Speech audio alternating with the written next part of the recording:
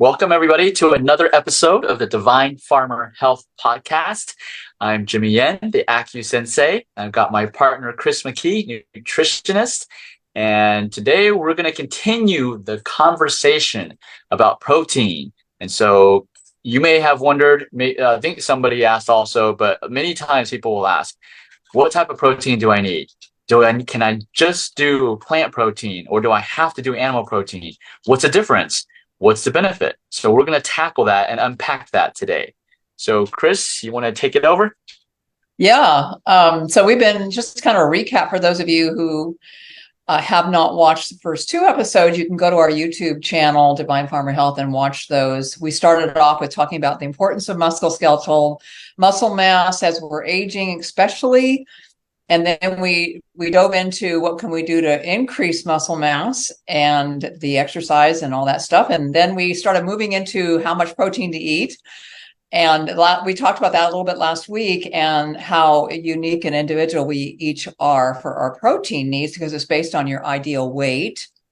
And then we saw some statistics that even with the RDA, 45 grams of protein for a woman over the age of 60. And we discussed the fact that that can be such an erroneous number because it should be based on ideal body weight, not just you're over 60, so you need to eat 45 grams. And that 60% of the women are not even getting 45 grams a day. So regardless, we definitely need to, looks like, up our protein. And because we have such a obesity epidemic, it can really be satiating and really be helpful for taking the fat off the body and maintaining the lean body mass, which is what we need to do, right? We don't want to just lose weight off the scale because that can be very misleading. And we want to make sure that we're losing body fat and maintaining lean body mass, which is your engine for your body. So those are all the things we've discussed over lots more too over the last couple of weeks. So today I wanted to just start off with one of the things that I was taught in school, because I think this has helped. I mean, I've been out of school for 20 plus years. And when I went to school, it was sitting in a classroom. It was DOS and dial up. So we didn't have all this stuff online to look at. It was more of the really foundational understanding of how the body functioned. And then we were taught, because we knew they were all going into private practice, probably in some form, when we were working with clients, to use some parameters that I have found to be really pretty helpful and consistent over the years. So what I want to talk about today is the three dietary principles that we were taught were a balancing diet being you're at your ideal weight, you're doing good, your health is pretty good, and you're on a balancing diet. And then the other side of that would be for a detoxification type diet. Let's say somebody's coming out of chemotherapy and radiation, or maybe they have had really a crummy diet, right? They've eaten at McDonald's every morning for years. That would be more of a detox diet. And then the other side of the balancing diet is the building diet. That is for someone who's been maybe ill, has lost a lot of weight. Maybe even that person coming out of chemo and radiation needs to do 30 days of detox, and then we need to go into a building diet. Maybe they've lost a lot of body mass, or maybe someone's been very sick or had a health crisis and they've lost a lot of body mass, and we need to build them up. And there are seasons in life, I think, for all of these.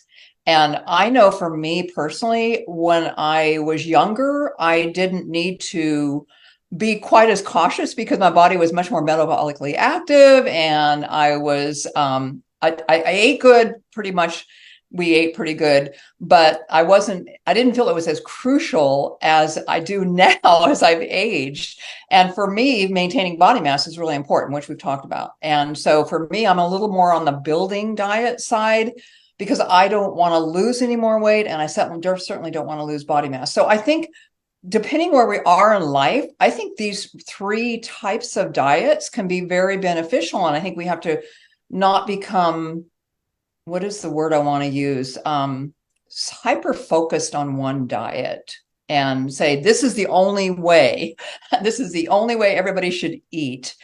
And I think that has really become huge in this industry. And again, 20 plus years ago, we didn't have all these diets. I mean, when I came out of school, there might have been the Atkins diet, I think was maybe, and then vegetarian, but that was pretty much it. Now we've seen a plethora of diets, right? So any thoughts on that, Jimmy, about the, one size fits all thing?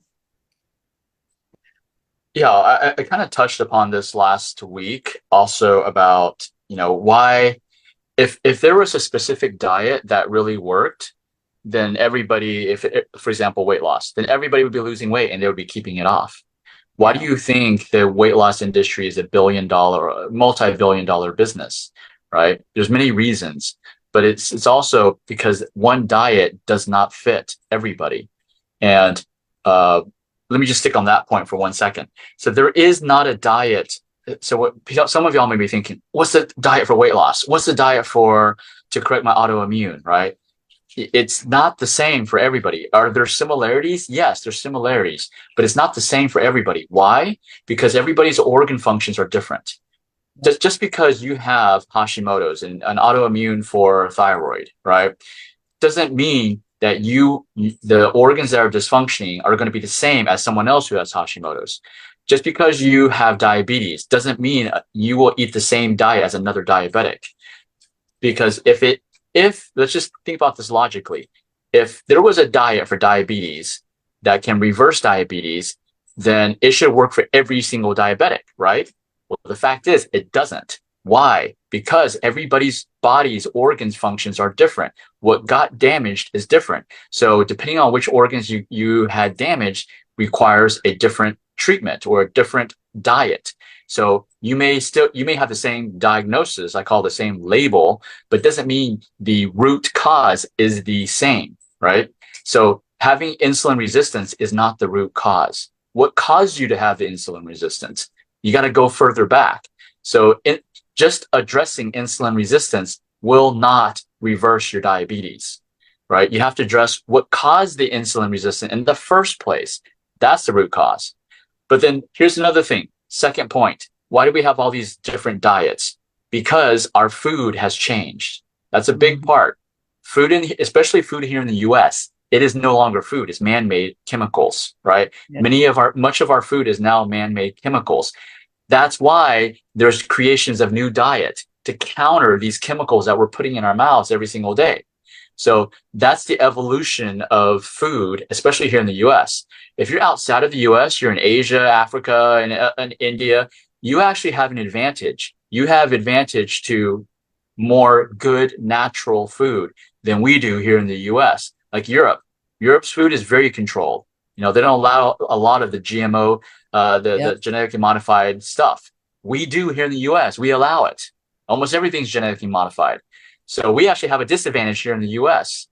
But that's why Chris and we do this podcast to help you unpack that, to help you identify, okay, stop looking for the diet. Start looking for what's causing your problems. And then once you know the cause, then what should I eat? Right? And protein is one of the big things you need to eat. And so why don't we dive into, the plant protein and animal protein difference? Yeah, well, that's a huge topic. So I think let's start with the plant-based side. This even when, and I noticed you had this book in your clinic, Jimmy, the China study. And when I was Mm-hmm. going to school, it was mandatory reading. It was mandatory book to read. And one of my professors was a PhD in nutrition, and he was a vegetarian. He had been for 20 years. I may have told this story, but he went down into South America on vacation to Argentina and got very sick and ended up he didn't want to go to a standard hospital or something. He went in and saw a natural health practitioner in Argentina. And as soon as he walked in the door, she said, "You need meat." And he was like, like, what? I haven't eaten meat in 20 years. She goes, "That's your problem." So he did start eating. And of course, down there, it's grass-fed beef, right? Argentina is all grass-fed beef. So he started eating a little bit. And by the time, this had been a couple of years and he was teaching us a course at school. And he said, "I eat red meat about once a month. I don't eat it a lot, but I eat it about once a month." And he said, "I have added fish back into my diet. And I usually do that once a week." And so here's a 20-year, long-term vegetarian, but he was in his 60s at that point. And he said, "I realized my body at 60 needed more protein than it did when I started this whole journey at my 40s. And so I think the China study was probably the one of the books that came out that just really started this whole plant-based revolution, I call it. And if you guys are, a lot of people will say this, and even in our feed, we'll see this comment, you need to read the China study. So here's what I'm going to do. I'm going to point you guys to some rebuttals on the China study, because there's been a lot since that has come out. A lot of people have kind of taken that apart. And the person I think that did the best job on this, and she actually had conversations back and forth with T. Colin Campbell, the guy that wrote the book, right? Because he saw her work and said, okay, I need to rebut back. And they've kind of gone back and forth. But we'll put it, I can actually put it in the notes here when you're talking. But her name is Denise Minger, Minger. And if you go to her website, it's just www.deniseminger, Minger. And up in the top, she'll have a little tab for China study, and you can go in and read. And it's a deep dive, but it's worth it, because I think we need to really not take one book and say this is the answer to everything, and or listen to one podcast like us, right? Or go listen to somebody else and say, oh, they said this and this and this and this, so therefore my whole lifestyle is going to change, and I'm going to go over here and do plant-based. So I think it's really important to get a balanced picture of it and see both sides. And again, what you said, Jimmy, depending upon the person and their health status, their age, their organ function, is this a good choice, a plant-based diet? Now, I will say that there are people who thrive on it. There's a percentage of the population that does really well. And if they do it right, and this is really key, because we went plant-based, and I don't know if I told this story or not, but a lot of you know my husband had cancer really young, got a lot of radiation, damaged his heart. He had open heart surgery and stuff, but his primary care doctor said, your cholesterol's too high. Of course, they wanted to put him on statins. He was one of those people who had the muscle wasting and the pain with the statin. So they pulled him off. And so his primary care doctor said, who was a vegan, said, go vegan and your cholesterol will come down and your inflammation will come down. So we're like, okay, we'll give it a try, right? I mean, what the heck? Why not? Right. And I was working full time at the time too, and going to school at night and weekends. And we just dove in and said, okay, but a vegan diet done right is a lot of work. And I can remember, I never felt like I chopped so many vegetables my whole life. And we ate really good. I mean, I cooked it all from scratch. We ate really good. He did labs when we started this. 3 months later on this program, which we'd been faithful with, we did labs again. His cholesterol was higher. It wasn't lower. It was higher. And of course, the doctor was totally puzzled. He couldn't believe it. So there you go. There is a completely different story than what you might hear from somebody else who say, oh, my cholesterol dropped by 40 points when I went vegan. For me, what happened was I gained weight because it's too many carbohydrates. My husband lost weight because he is definitely a protein, what I call a protein type. You've seen him, Jimmy. You've seen him now as an older man, but he's always been very lean and fairly thin. And so for him to go on a diet that wasn't very high in protein, he lost a lot of muscle mass. So it didn't work for us. Okay. And I'm not saying it doesn't work for everybody, but I think it's really important that if you are going to choose a plant-based diet, that you do it correctly. Another instructor that we had in school was also a vegan, and she literally told us, don't do it the way I do it. She said, she worked at a college and then would come and do classes at our college. And she said, I'll go home and make a bean burrito on a white flour tortilla. And she said, that's terrible. And I'm thinking, why are you doing this? But she said, don't do it if you're going to do it, don't do it like me. And I'm like, oh my gosh, that's terrible. Why would you stick with it if you knew you were doing it terribly wrong? So it can be very beneficial for some people, I think, for detoxification. And that goes back to that one balancing diet, detox diet, building diet thing. I think there's a time when we need to detox and we need to just get a lot of fruits and vegetables into the diet and get some really high quality antioxidants into the diet and good healthy fats into the diet. But to stay on it long term, I think you're going to have to be very disciplined and very, very pay attention, because your protein needs don't change especially, if you're at my age, right, my protein needs are not changing as far as where I'm at right now. My body needs more protein than it did when I was younger. And I just feel it in my body. I know it satiates me. I don't get sugar cravings. I maintain my body mass. All those things feel really good in my body. So I think it's really important for people to pay attention to their body, where they're at in their life. Are they under a lot of stress, right? So you just have to pay attention to a lot of things that are going on in the body as far as organ function. And we talk about this a lot in our programs. We dive into organ function so you can really listen and say, wow, my liver needs some support, or wow, yeah, my kidneys need some support, right? Or my digestive system sucks. I have belching, burping, and heartburn and constipation and all these things going on. So that's the plant-based side. And I think that you had some information, I think last week you wanted to share on that. Did you have that still? Yeah, I pulled it up. So it's from PubMed. So this is where all the research here in the actually not just in the US, but all around the world, they list all the research that are done. And so this one specifically that I pulled up was animal protein versus plant protein in supporting lean mass and muscle strength. And so the conclusion, so this is the suspect is this. Here's the theory. The theory is that animal protein, this people who are pro animal protein will probably love this research, right? Because it backs what they believe.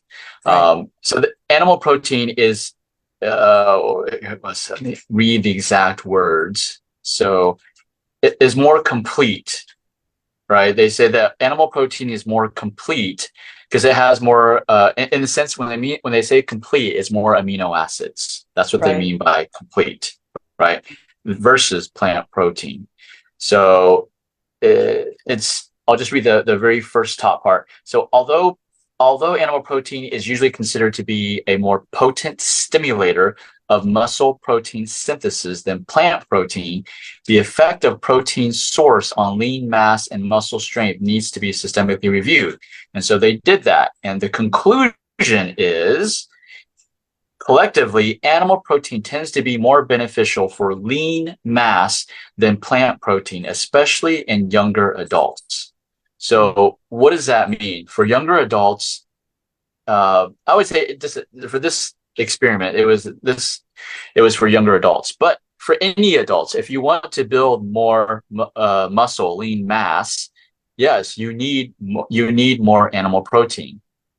It does contain more amino acids. Amino acids are the building blocks to muscle, right?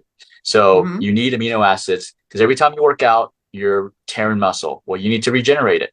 You need to mend it. Yep. You need to build it, repair it. Well, guess what? You use amino acids. That's why so many things have amino acids pumped into all these supplements. So that was interesting for people who think that you don't need animal protein. You do need animal protein. So let's kind of just touch a little bit on what is being talked about there in the vegan field as far as animal protein turning on some different things. One of them is an enzyme that turns on cellular growth. And so they say that animal protein increases that enzyme, and it accelerates growth, and that can lead to cancer. And that's been a big there's been a lot of back and forth on that as far as animal protein causing cancer versus plant-based diet. And I think going back to Denise Minger's rebuttal of a China study, she actually has links in there talking about this, right? And there are protein in general will turn on this enzyme. So protein is there for a reason, right? It is, like you said, Jimmy, it's there to build protein. Most people think of it as muscle, just muscle, but we need it for every immune cell in the body. We need it for every cell in the body. But Mm-hmm. immune cells really need protein. And this kind of goes back to that building diet when someone's coming out of some health challenges. They need to really build up their immune system. I know when Ed first started working with a nutritionist after his cancer treatment, his immune system was tanked, right? And he put him on a pre-digested protein with 3 times a day. to make sure his body had enough fuel to make immune cells. So we think of it as just muscle, but we need protein for every cell in the body. So it's an essential nutrient, right? Carbs aren't necessarily essential, but protein is essential. We need protein, essential protein. So I think that some of the rebuttals are the fact that, we've seen some of these studies come out that animal protein causes cancer. Well, I think we need to really be careful of not every research paper is going to have its little nuances, right? It's pretty, and it depends on who sponsored the study. That's a really, really big one when you're looking at research paper, right? So some of the pharmaceutical research you want to be cautious with, because who sponsored it, right? They want the outcome to come out a certain way so it promotes their drug. So this is really important. Now, as far as animal protein, also will say animal protein makes you too acidic. So if you look at the acid alkaline chart, you'll see, yes, animal protein is on the acidic side. But before we finish today, and I know it's already got 10 minutes to go here, I wanted to kind of go through what would it look like to get like 90 grams of protein a day into your diet, right? So what's your plate look like? What's your breakfast, lunch, and dinner look like? And I think that's really important, because we're not talking about going out and becoming a carnivore. There's that whole side right there, the carnivore group too, right? That they eat very little in the way of vegetable. They eat just meat, breakfast, lunch, and dinner. And you could have testimonies in every single one of these diet programs. You'll have people say, I feel so good, so good. Probably because they're off of the sugar and off of the grains and, things like that. So every one of them has testimonies. And then I think the other, we have a comment in our chat here that she says, that I get my protein from my boiled eggs. I use fish and sometimes chicken. Peas is also great too. So she's eating a variety of things, right? And there are like chickpeas. When she said peas, I was thinking chickpeas are full of protein, but they're, like you said, Jimmy, they're not the complete protein like that study showed. They're not the complete protein amino acid profile. And we need them all to link up to actually make a cell, make a muscle cell, make an immune cell. We need them all to link up. Now, your body if they get the 9 essentials, they can make the other ones, versus animal protein gives you all the essentials plus all the other ones. So the body doesn't have to link all this stuff up and make a whole protein. So there's a lot of things on the vegan side that, they have come back and said, well, yeah, but animal protein does this and this and this. So I think I'm going to encourage you to go in and look at Denise Minger's rebuttals on some of these, because she does a really good job. She is not affiliated with anybody. She's not being paid by anybody. She's just a good researcher, and I really appreciate what she's done. So I was going to kind of dive into kind of using a fictitious amount, which is 90 grams of protein a day, and see how would that look like in a daily diet. So did you have any comments before I jump into that? I'll just add one thing to tag on what you said about, protein. Yes, we always think about building muscle, and every cell needs it. It's a building block of a cell. And to give you some in layman's terms, what does that mean for the listeners, right? So, for example, females. Let's say you have a female hormone problem. Let's say you have infertility. You can't get pregnant. Your hormones are imbalanced, right? There is a chance that it could be because you're not producing a specific amount of hormone, whether it's estrogen and progesterone, adequate production. Proteins are necessary to build hormones, to build your estrogen and progesterone. So to solve, let's say you have fertility and your problem is low progesterone. A solution could be, I'm not saying this is for all infertility. I'm saying it could be that you need more protein to build more progesterone. It could be that you are low in protein, therefore your body does not make enough progesterone. See, this is the reason why I'm using this example, is because most people would not think, oh, I need to get more protein in order to get pregnant. But that's the thing. That's the thing about, protein. Protein's the building block. It helps in producing more progesterone. I'm not saying that's the cause of your fertility, but what if it was one of the cause?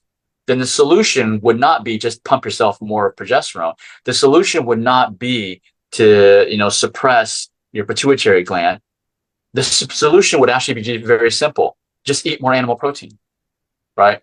So this goes back to the point of you need to figure out what is the root cause of your problems, instead of trying to find, oh, what's the best diet? All the diets are great. We're not saying any of the diets suck. All of the diets are great, but you have to use them in a specific situation, not by what you're labeled as. Like you're labeled diabetic, you're labeled high cholesterol, you're labeled hypertension, infertility. Oh, if you are infertile, or let's say neuropathy, you got neuropathy, then you need to eat this diet. No. That's where you come into problems. It has nothing to do with your label, which I say is your diagnosis. You have to figure out what got you there in the first place. Get to the root, what caused it in the first place. In that my fertility example, what if a low protein diet resulted in you producing less progesterone, which resulted in you having infertility, not being able to have a baby? Well, the fix, if that is the root cause, the fix is easy. Just eat more animal protein, and probably in 1 month to 3 months, you'll get pregnant. And you didn't have to do any injections, right? So that's the power. That's what I wanted to emphasize. All diets are great. It's how you use them at what time in your life that's important. Yeah. And that's key. I really think that's really, really key. And I think we have to not get so myopic and say, this is the way that I eat. I'm going to eat like this the rest of my life. I think you have to really look at where, especially women, as we're changing and going through perimenopause and menopause, a lot is changing in the body. And so there's a lot happens with the hormones, and we have to make adaptations and changes in our diet, to have it work for us at this point in our life. And again, back to what you said, being younger, and that study was with younger people. Yeah, when you're young, you put on lean body mass like crazy. But when you're older, it's hard. It's hard to maintain it, and it's harder to put it on. So we have to really look at where we're at in our life and say, okay, maybe I need to adjust some things. Don't be so myopic and so stuck on your diet that you aren't willing to make some changes based on what your body's telling you, because your body's telling you something, right? It's talking. We need to listen up. We need to listen up. Okay, so let's look at, so for me, like I talked about last week, if we did 1 gram per weight protein per 1 gram per ideal body weight, for me, that'd be 125 grams a day. Very, very hard for me to ever reach 125 grams a day. So my minimum that I say in my mind is half of that, right? Like 62 grams a day or whatever. I feel better when I'm like on 90 grams a day, somewhere around in there. So typically, like this morning was a protein shake with 20 grams in my protein, but I also had a tablespoon of almond butter on a piece of gluten-free toast.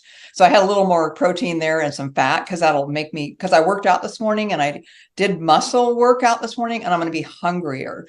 And so I know the little bit of fat on there on that gluten-free toast is going to satiate me longer. So I play around with my diet depending on what that day exercise program was. It depends on what I'm feeling like I need. And then the morning after I work out and I do weights, I definitely feel like I need more protein. But eggs are a beautiful food. So I want to start, 100 years ago, eggs were everywhere, right? Everybody ate eggs forever. So I think eggs are wonderful. And some of the things that people can do if they're busy and they're working and stuff, is to make things ahead of time. So in our program, I actually have a little recipe for egg muffins, like they're called egg muffins. And you can make a muffin thing full of these and freeze them. And you can pull them out and eat a couple of those. And they're going to be 20 grams. But if you eat a couple of these, it'll be 20 grams. So eggs are a wonderful thing. I do protein smoothies quite a bit just because it's easy and fast, and I can get some nutrients in there. I like to put green powder in there and different things in there. And so I like to do that as fast. Quinoa is actually a fairly high protein seed. It's not a grain, it's a seed. And so you can look up on the internet and look for quinoa bowls. And there's a lot of recipe out there for quinoa bowls. That's a great thing you can make ahead of time and eat on it for 2 or 3 days. It can be in the refrigerator. So we do very little in the way of bacon and things like that, but we sometimes will do organic chicken sausage. We'll buy organic chicken sausage, cut it up and put that in scrambled eggs or something like that. So those are just some ideas for people who are vegans or vegetarians. You could do tofu scramble, and make sure you're using organic, non-GMO tofu, because soy is a big time genetically modified food. So for breakfast. So dinner, we do a lot of leftovers for lunch, because I make enough for lunch leftovers, but we eat at home. But you can also bring those to work, right? Leftovers for lunch. I try to do some raw food every single day. So I'll have a salad either with dinner or lunch. A lot of times, lots of veggies and stuff, but there's always a protein on there. So for me, 4 ounces of protein is the palm of your hand. It's that old thing with the palm of your hand, and that's super easy. And 7 grams of protein is per ounce. So if you're doing 7 times 4 is 28, right? So if we're doing 4 ounces of protein, that is 28 grams of protein. And, I could put some nuts and seeds on there, sunflower seeds, something to amp up the protein a little bit, amp up the fat a little bit. But I do try to get in some raw vegetables every single day. That's my goal.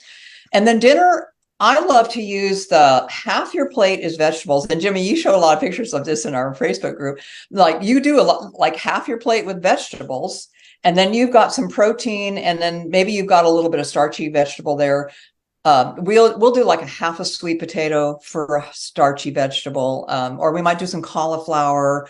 We don't do grains a lot. Sometimes we'll do some brown rice, but we don't do a lot of grains. We do mostly vegetables. So if you do half your plate with vegetables, and then for a big guy who's wanting to put muscle on, the other half could be protein. That would be 8 ounces. That would be the whole hand, right? That could be a big piece of fish or something. So that's super easy in your brain. And if you do what I just said, that you're going to easily hit 90 grams of protein in your day.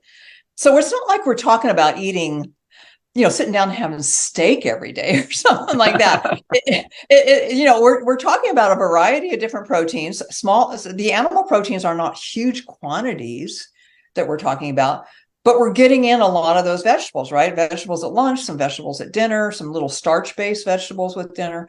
So to me, that makes it so much simpler than saying, oh my gosh, we can calculate out our protein, and I do sometimes just to make sure, but I kind of have a visual in my head now. I kind of know 4 ounces of protein is going to be, animal protein is going to be 28 grams of protein. So, and that's the size of my palm of my hand. So that's super easy for me. Like, I can't eat a giant chicken breast. It's just too much.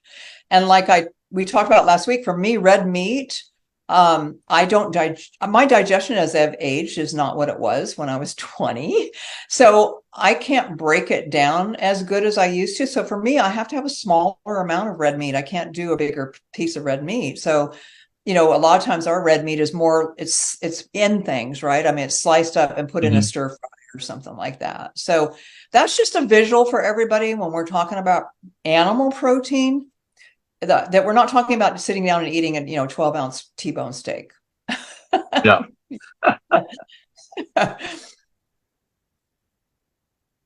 Yeah. So, I'll summarize it up with, either we're not telling you whether to go, you need to eat just all protein. We're not saying that you need to eat just all vegetarian or vegan. Either extreme is not good. And we're not even saying, hey, everybody needs to eat half of their plate animal protein, half of their plate vegetables. That's not what we're saying either. What we're saying is, if you're in a situation where you have muscle wasting, you're losing muscle, or like, for example, my example of a fertility patient, you're not producing enough hormones, right? We're saying, if the cause is because of low protein, then this is what we can do to increase your protein. It doesn't have to be complex, right? It can be pretty simple. Half of your plate is animal protein, half of your plate is not. But it depends. We're not telling everybody to do this. We're saying, hey, depending on your current organ function condition, your current health condition, if you are protein deficient, then this is an option that you can do, right? But as you can see, there's so many exceptions. That's why it's important to figure out what is the root cause, what is causing your label, your disease, your disorder, or what's causing you to have the symptoms. Figure that out first. Focus more on that than just randomly picking, oh, I'm going to eat the Atkins diet. I'm going to eat the paleo diet. I'm going to eat the paleo. This is a common mistake I see people make. They see the paleo diet has an autoimmune paleo diet. So everybody who's an autoimmune disease just runs and does the paleo autoimmune diet, right? I've seen many patients in our clinic that have done that and it didn't work. Actually made them worse. So again, just because a label is an autoimmune diet doesn't mean it's good for you, right? Because it's more animal protein based. Maybe in that situation, you need a more vegetarian base, but you need to find the root cause, right? So that is, there's a lot of information. Hopefully we can give the purpose of us is to introduce to you, to let you know, hey, there is not one perfect diet for you. It may be perfect for you at today, but it may not be for you next week, right? So that's the key to remember. One last thing before I end is diet is very important, but also sleep. Sleep is just as important, if not more important, because if you don't sleep, you don't heal. Christmas is coming, and for many people, even though it's supposed to be a joyous and happiest time, it's a very stressful time. Everybody's cortisol is shooting through the roof. And so what happens is you're drinking a lot of coffee, you're not sleeping good, and you're all stressed out. Sugar. If you need help, exactly. You're taking a lot of sugar from Thanksgiving. You're still eating from Thanksgiving. And so, Christmas cookie. So if you have problems sleeping, we have a program it's a short program that can just jumpstart, kind of recalibrate your sleeping pattern, right? It's a holiday slumber sleep, 7 days. It's for 7 days. So we'll put the link below where you can sign up, and just to get you back on sleeping better so that you can actually enjoy your Christmas with your family and then New Year's. Okay. Yeah. All right. That is it for today, everybody. Thank you for joining. We appreciate your comments, your questions. We value them. Feel free to always email us if you have any suggestions you want us to talk more about. Email us. All right, guys. Yeah. So we will see you next week. Same time, same channel. Bye for now.